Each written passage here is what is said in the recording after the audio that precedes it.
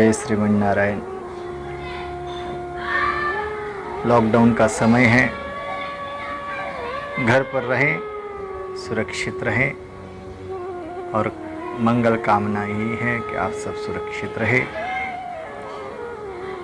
सब लोग इस समय कोई तन दुखी, कोई मन दुखी, कोई धन बिन रहत उदास, थोड़े थोड़े सब दुखी, सुखी राम को दास। हर कोई इस समय दुखी है, भूखे मर रहे हैं तो कोई घर से नहीं निकल रहे हैं, इस बात की दुखी। चलो घर पर तो हैं, यह बात की खुशी भी होना चाहिए। नहीं तो आज बाहर कितने लोग बैठे हैं, कितने लोग असहाय हैं, बेसहारा है। और इस समय सबको सहारे की ज़रूरत है, भोजन पानी की ज़रूरत है, दान की ज़रूरत है। और यह एक समय ऐसा है कि एक दूसरे के सहारे बनने का समय है। एक तो हम बोलते हैं कि हम तो हैं आपके सहारे में, परंतु एक बोलना और एक करना अंतर होता है। तो ये करने का समय है, बोलने का समय नहीं है। बहुत से लोग कहते हैं कि हम तो कर देंगे, हम तो कर देंगे। करिए, ये समय करने का है। दान करिए, दुखियों की सहायता करिए, गौ सेवा करिए, प्रकृति की सेवा करिए। हाँ, एक छोटी सी कथा सुनाता हूँ कि एक समय भगवान श्री कृष्ण पांडवों की सभा में बैठे कर्ण की गाथा गा रहे थे। दानवीरों की बात आई तो कहा कर्ण के जैसा दानवीर और कोई नहीं हो सकता, ऐसे ऐसे। तो अर्जुन ने कहा कि प्रभु ये बात हमें हजम नहीं होती, क्योंकि हम समझते हैं कि अगर कोई दानवीर है तो हमारे बड़े भाई धर्मराज युधिष्ठिर है। तो कहा कि समय आने पर बताएंगे।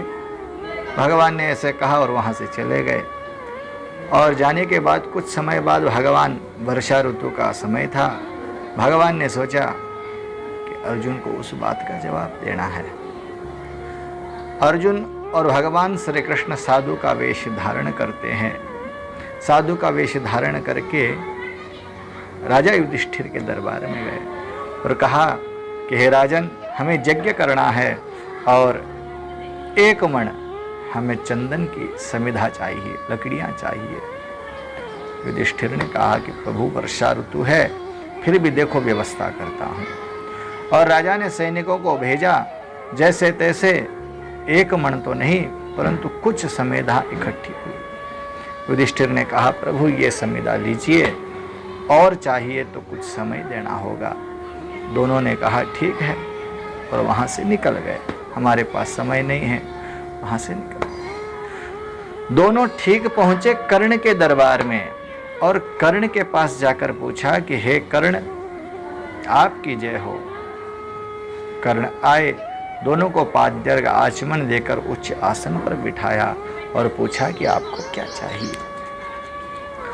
जैसे ही पूछा, भगवान ने कहा, उस ब्राह्मण ने कहा कि हमें चंदन की समिधाएं चाहिए यज्ञ करने के लिए 1.25 मण।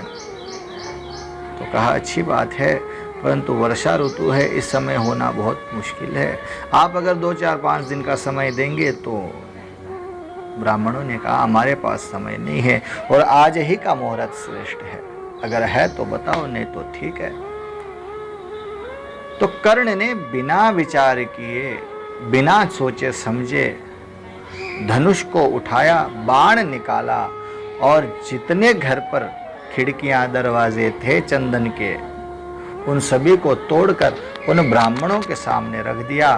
उन्होंने तो 1 मण मांगा, परंतु न जाने 2-3 मण दरवाजे खिड़कियां तोड़कर सामने रख दिए। कहा ये सारी चंदन की लकड़ियां। ब्राह्मणों ने कहा अरे ये क्या कर दिया आपने, मैंने तो लकड़ियां मांगी, आपने तो इतनी कीमती कीमती दरवाजे किवाड़ों को तोड़ दिया।